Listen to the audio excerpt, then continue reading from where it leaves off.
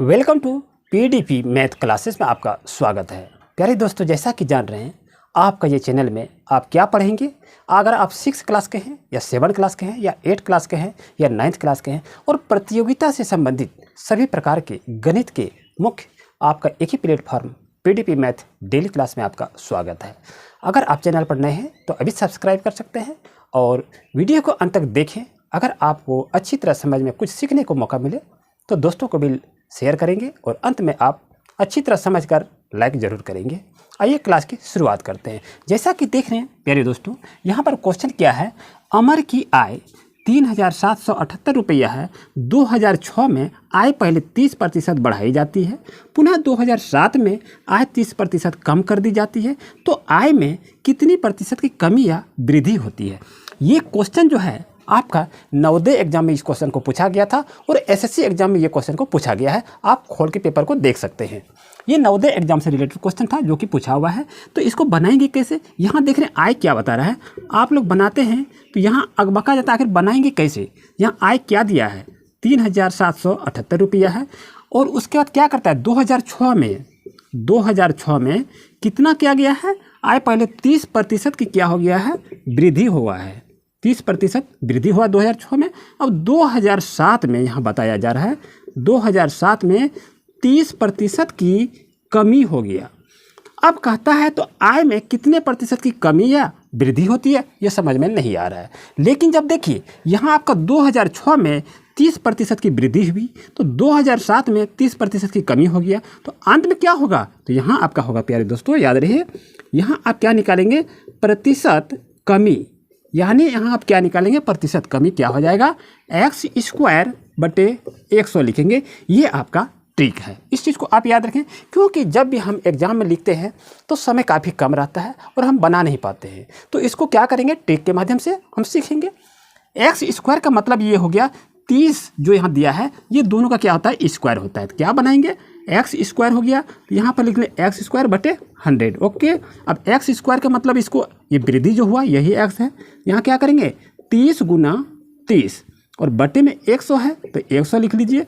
यहाँ 0 ये 0 कट गया, ये 0 ये 0 कट गया, ये कितना हो गया 3 3 9, यानी 9% की क्या हो गया, 9% की कमी हो गई। तो ऑप्शन नंबर ए आपके लिए सही है। यानी ये जो एग्जाम में ये क्वेश्चन जो पूछे जाते हैं, अधिकतर रचित क्वेश्चन आपको बकवाने के लिए दिया है कि आय इतना प्रतिशत हो गया। अब इसमें हम क्या करेंगे, माना x बनाएंगे, माना x लेके बनाते बनाते समय काफ़ी हो जाएगा और समय आपका ख़त्म हो जाएगा। तो आप क्या करेंगे, क्वेश्चन भी आपको बनाने से कोई फायदा नहीं है, समय आपका खत्म हो जाता है। आइए नेक्स्ट क्वेश्चन को देखते हैं। नेक्स्ट क्वेश्चन को देख रहे हैं, राकेश का वेतन मोहन के वेतन से 15% अधिक है। यदि मोहन का वेतन 1100 रुपया है तो राकेश का वेतन बताइए, ये कह रहा है। आपके पास ये देख रहे हैं 4 ऑप्शन है, इसमें से सही ऑप्शन को चुनना है। वीडियो को रोकें और प्रैक्टिस करें कि इसका सही आंसर क्या होगा। उम्मीद है आप भी अपना प्रैक्टिस जरूर करते होंगे। यहाँ क्या करा है, राकेश का वेतन मोहन के वेतन से 15% अधिक है। किसका, यानी राकेश का वेतन जो है यह मोहन के वेतन से 15% अधिक है। तो यहाँ क्या होगा, ध्यान दीजिए, मोहन का वेतन क्या लिखना है, ये समझाने के लिए आपको बता रहे हैं। मोहन का वेतन कितना होगा, फिर यहाँ देखिए राकेश का वेतन क्या होगा। यहाँ तक अगर समझ जाते हैं तो आपके लिए कोई प्रॉब्लम नहीं है। मोहन का वेतन तो हमको मालूम ही नहीं है कितना है। यदि यह करा 15% अधिक है तो मोहन का वेतन कितना हो जाएगा, 100 रुपया आपका हो जाएगा। और राकेश का वेतन कितना है, राकेश का वेतन मोहन से यानी इसका 100 रुपया है, तो इसमें क्या करा 15% अधिक है, तो हम क्या करेंगे 15 रुपया अधिक जोड़ देंगे। तो यहाँ कितना हो गया 115 रुपया हो गया। ठीक है, कोई दिक्कत नहीं है। अब यहाँ कहता है कि राकेश का वेतन बताइए, तो राकेश का वेतन अब हमको बताना है कि आखिर इसका आंसर क्या आएगा। चलिए यहाँ पर 1100 रुपया है, यहाँ पर हम क्या लिखेंगे 1100 रुपया लिख लिए। अब यहाँ क्या कहता है 115 रुपया अधिक हो गया, तो 115 में क्या करेंगे 100 से हम क्या करेंगे, इसको भाग दे देंगे। अब यहाँ देखिए, अब ये दोनों जीरो को हम कटा देते हैं। अब 115 गुना 11 करेंगे तो आपका कितना आ जाएगा, यहाँ गुना कर लीजिए। 11 गुना 115 यदि करेंगे तो 1265 होगा। तो ऑप्शन नंबर देखिए 1265 कहाँ है, ऑप्शन नंबर 2 आपके लिए सही है। यानी यहाँ से देखिए यदि 15% अधिक है का मतलब हो गया कि 100 में 15 रुपया जोड़ेंगे तो 15 हो जाएगा, 115 हो जाएगा। और वही वेतन आपको राकेश का निकालना था, यानी राकेश का वेतन कितना हो गया 1265 ₹65 है, यही आपको कहा जाता है। ये जो एग्ज़ाम में क्वेश्चन पूछा हुआ था नवोदय के एग्ज़ाम में, और सैनिक प्रवेश परीक्षा जो दे रहे हैं सैनिक विद्यालय का, वहाँ भी क्वेश्चन को पूछा गया है। हम इस चैनल पर वैसे ही क्वेश्चन लेके आएंगे। प्रत्येक दिन इस चैनल पर आप मैथ की पढ़ाई करेंगे बड़े ही मज़ेदार से। आइए चलते हैं नेक्स्ट क्वेश्चन पर। नेक्स्ट क्वेश्चन को देखें, राम का वेतन श्याम के वेतन का 80% है। यदि श्याम का वेतन 1460 है तो राम का वेतन बताइए क्या होगा। आपके पास ऑप्शन है 1500 होगा, या 1600 होगा, या 1100 होगा, या 1168 होगा। तो इसको बनाएंगे कैसे? यदि यहाँ कहा तो राम का वेतन बताइए, तो यहाँ कैसे बनाएंगे ध्यान दीजिए। यहाँ पर लिख लीजिए माना श्याम। क्या लिखेंगे? माना श्याम का वेतन कितना होगा? श्याम का वेतन 100 रुपया होगा। इसलिए राम का वेतन क्या होगा ये मान जान रहेंगे। राम का वेतन कितना होगा? 80 रुपया होगा, जो यहाँ पर बता दिया गया है। इस चीज़ को आप समझिए। उसके बाद क्या लिखेंगे? जब यहाँ लिखिए, जब श्याम का वेतन, यहाँ श्याम का वेतन निकाला, जब श्याम का वेतन 100 रुपया है तो राम का वेतन कितना होगा? तो राम का वेतन कितना होगा? 80 रुपया होगा। इसलिए यहाँ लिख लीजिए, यहाँ पर जब श्याम का वेतन 1 रुपया है तो राम का वेतन कितना होगा?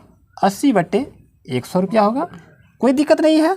अब यहाँ देखिए, यहाँ लिखिए, जब श्याम का वेतन 1400, यहाँ देखिए 1460 रुपया है तो राम का वेतन कितना होगा ये आपको बताना है। तो चलिए राम का वेतन हम कैसे निकालेंगे इसको? तो राम का वेतन हम निकालेंगे 1460 गुना 80 बटे क्या करेंगे? 100 लिख लेंगे। अब यहाँ देखिए ये जीरो ख़त्म, ये जीरो कैंसिल हो गया। अब आपके पास कितना बच गया? 146 गुना 8 करेंगे तो आपके पास कितना होगा? 1168 रुपया। यही बच्चों आपका आंसर हो गया। तो ऑप्शन नंबर 4 आपके लिए सही है।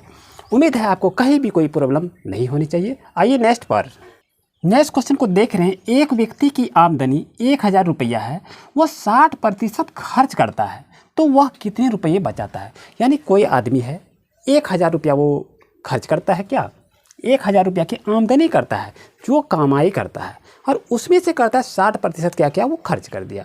तो अब उसके पास कितना बचा, कितने रुपये बचता, ये कह रहा है। तो इसको निकालेंगे कैसे? निकालने के लिए तो हम बहुत शॉर्ट ट्रिक बता देंगे, लेकिन इसको बेसिक, मेरा एक ही कहना है, आप बेसिक ढंग से अगर सीखेंगे तो आपको ट्रिक भी इस्तेमाल कर लेंगे। चलिए इसको बेसिक से बनाने का प्रयास करते हैं। यहाँ क्या कहा जा रहा है? खर्च पहले हम देखते हैं। खर्च आपका कितना कर रहा है? 60% है, तो यह 60% ये खर्च कर लिया। अब ये बचत क्या यानी 60% का हो गया 100 रुपया में 60, ये आपका कहा रहा है 60% का है। अब यहाँ देखिए, यहाँ कहा ना आपको बचत कितना कर रहा है? यहाँ पर लिख लीजिए, बचत इक्वल टू कितना हो गया? 100 रुपया में ये कितना किया है? यहाँ पर देखिए 100 रुपया में 60, तो यहाँ क्या करेंगे? इसको घटा देंगे। इसको घटाने के बाद कितना आपका आ जाएगा? 40 रुपया आ जाएगा। यानी यदि इसकी बचत को देखें, ये 40 रुपया की बचत करता है। लेकिन यह बचत की राशि जब इतना दिया है तो हम क्या करेंगे? 100 की निकालेंगे। अब देखेंगे तो यहाँ लिखिए क्या, 100 की यदि आय हो, 100 रुपया की आय हो, 100 रुपया की आय हो तो क्या होगा? इसका बचत कितना होगा ये हमको निकालना है। तो 100 रुपया की आय हो तो बचत कितना हो गया? 40 रुपया आपका हो गया। उसके बाद देखिए 1 रुपया पर कितना आएगा? 1 रुपया की आय पर कितना आपका आएगा? तो यहाँ क्या लिखेंगे?